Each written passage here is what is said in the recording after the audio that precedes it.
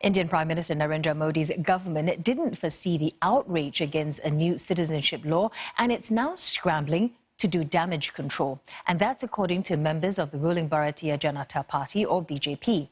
Speaking to Reuters, they said the BJP was prepared for some anger from Muslims over the Citizenship Amendment Bill, but not the widespread protests that have seized major cities for weeks now. The unrest is seen as Mr. Modi's biggest challenge since taking office in 2014. Hundreds of thousands of people have taken to the streets to protest the law, which offers an easier path to citizenship to non-Muslim immigrants. And at least 21 people have died in clashes with police. Now, meanwhile, a report says the National Population Register will now require people to declare date and place of birth of both their parents for the first time.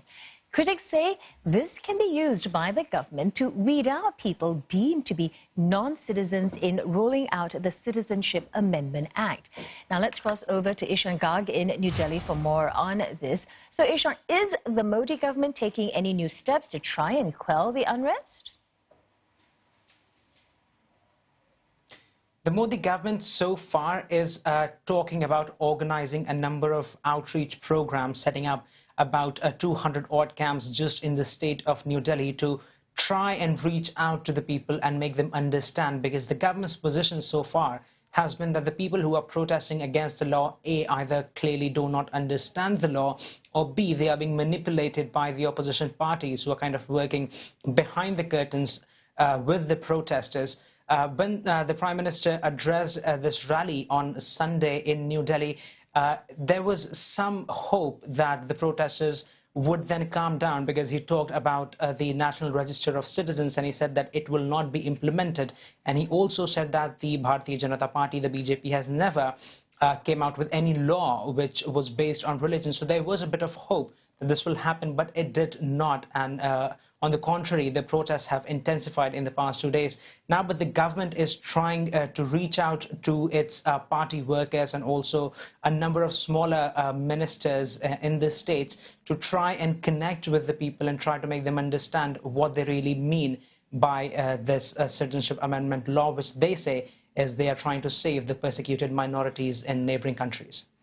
Okay, Ishan, given the current unrest and the fears over how the National Population Register will be used, wouldn't the new requirement now to declare date and place of birth of both parents actually further escalate protests? It is quite possible, and as a matter of fact, just yesterday and today, the protests which have broken out in New Delhi, they have been talking about this new National Population Register. They are kind of, the fears have been rather reinstigated because of this new announcement that has been made, and that's what the critics are saying, that the information which will be gathered by this exercise will aid in the government. Will aid the government in rolling out an NRC if it so wishes.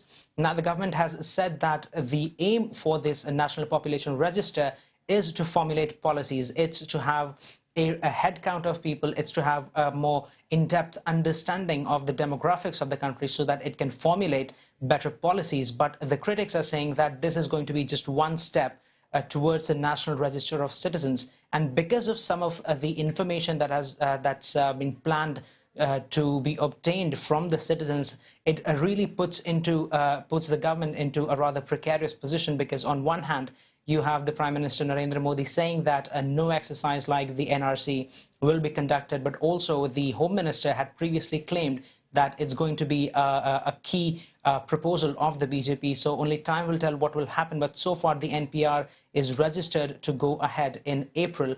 And from the government side, the idea is to have a comprehensive headcount so that it can formulate policies based on it. Okay, thanks for that update, Ishan. Ishan Garg speaking to us in New Delhi.